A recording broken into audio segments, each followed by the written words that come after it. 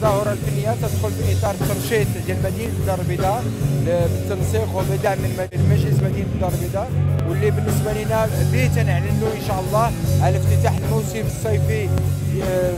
المدينة ديالنا، وكذلك العمل الفني باش ان شاء الله الرحمن الرحيم تكون مدينه الدار البيضاء واحد القبله فنيه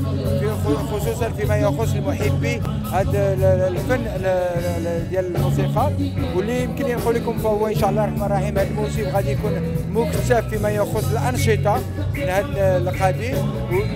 وان شاء الله فهذه هي البدايه، خصوصا انه غادي يكون اليوم وغدا وتقريبا كل نهايه الاسبوع غادي تكون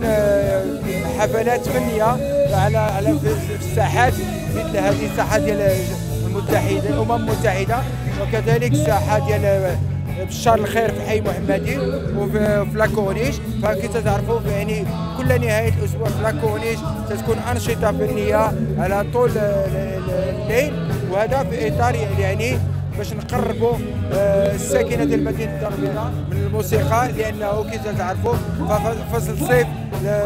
المواطن تيبغي يخرج تيبغي هذا، فبغينا تكون واحد الفسحه فنيه كذلك في هذا الاطار. شكرا.